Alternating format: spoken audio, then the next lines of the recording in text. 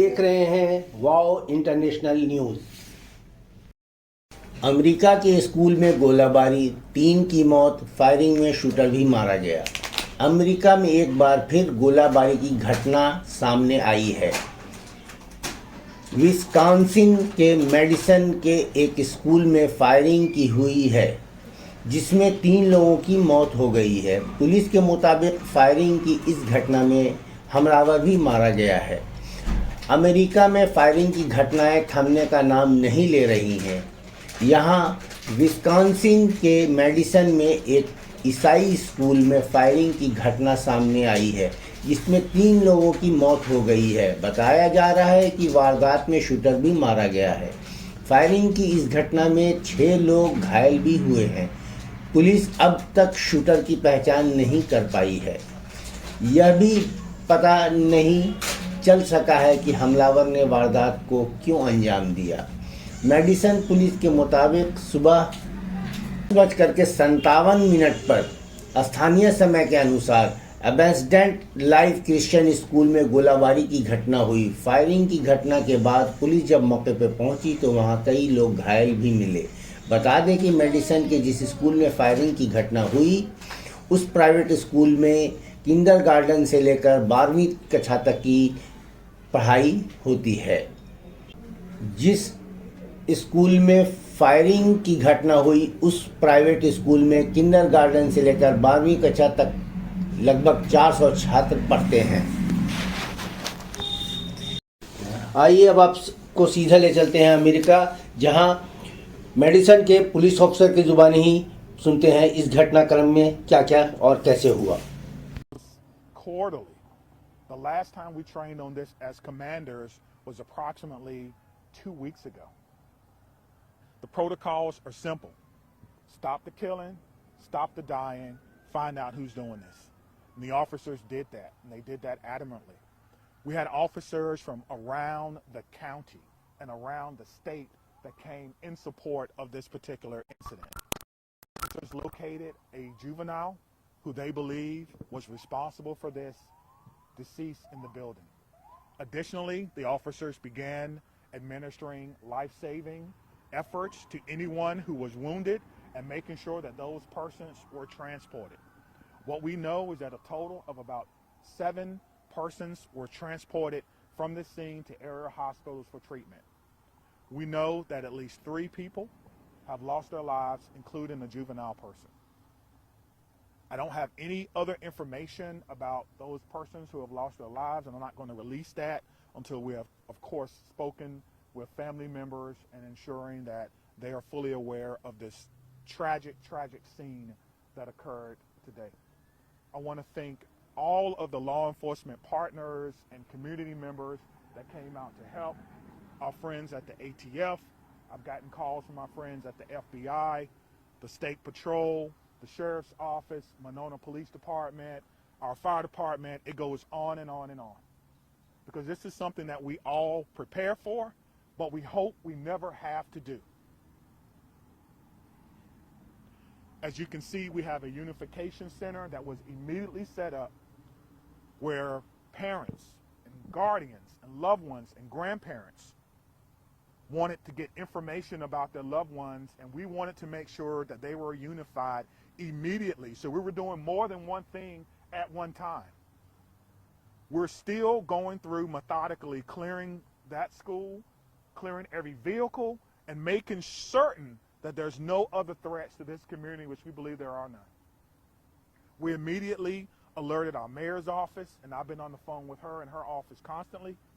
We also alerted Madison schools. We put the schools on lockdown, but there's no threats to MMSD schools at this time. But we wanted to make sure that we did our due diligence in this particular case. Again, we're still going through collecting evidence, collecting information, making sure that our community is safe from what is a sad day for our community and for our country. And we have to do a little bit better. I don't have all the answers that you want right now, but I will tell you this. We have some of the best officers in the entire country. Our detectives are amazing. We're going to go and work hard and go through this scene so that we can piece together what exactly happened. Again, there'll be another briefing in about 2 hours, and if I have additional information, I will certainly let you know what that information is. Again, around 10:57 a.m., officers responded to an active shooter. They responded per our protocol. They found the person who they believe was responsible, who was down, deceased. We know that it's juvenile. We know that there are other persons who have lost their lives. We know that we've transported about people after giving them life-saving measures. It's important to notice, too, that about 3 miles from here is our training center. Today, our special event team medics were in training.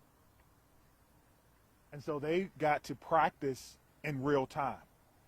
They left the training center immediately and came down here and doing in real time what they were actually practicing for. And that's why training is so important, and making sure that we can provide the best possible training and the best possible response for our community members. I'm asking everyone to send your heartfelt wishes and prayers and thoughts yet again to a community, but this time it's my community. Dylan? Yeah, can we start over here with Sure. questions? Chief, you mentioned you're a father, you're the police chief here in Madison. What emotions are you feeling right now after going through all that? To be honest with you, I'm feeling a little dismayed now. So close to Christmas. Every child, every person in that building is a victim and will be a victim forever. And these types of trauma don't just go away. And we need to figure out and try to piece together what exactly happened.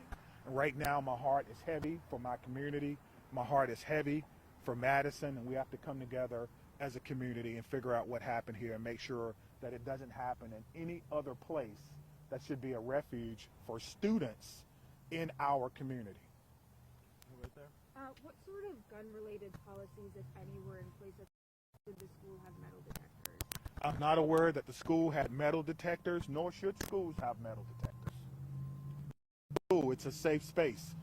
So I don't know. Again, it is a private Christian school. It is not under the authority of MMSDs, and that is something that we would have to look into. Chief, of the 7 victims, how many are students? How many are teachers? We're not going to What can you give. tell us? I'm not going to give any information about who the victims are, whether they're students, staff, or parents, because we need to make sure that we can notify people. I think that's the most important thing before we go any further. But police didn't. They never fired their weapons. She That took is her own correct. life, correct? Let's follow I that don't. one. I don't know if it's a male or female, but the police department did not fire their weapons. Thank you. Scott. Are there 3 fatalities you mentioned, including the suspected shooter? That's correct. Yes, sir. 3 total. That's correct. Are the 7 that was transported, are the 3 fatalities within that 7 or addition to that? Yes, within that 7. Yes, thank you. Was the shooter a student at the school?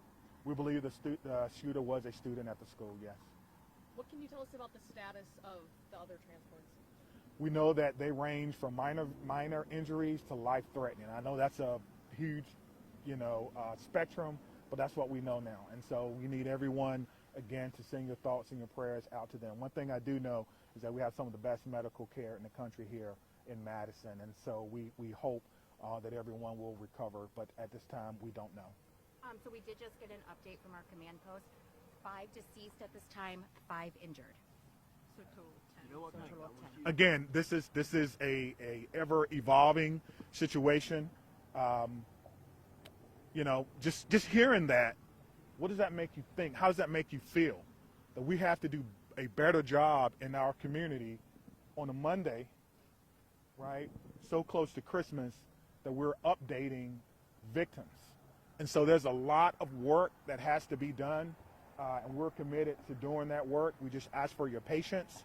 I think the most important part is the reunification, again, that we spoke about, making sure that those persons who were in the schools, whether they're staff, students, or what have you, are reunified, and we have done that. Again, I want to say thank you to all our partners.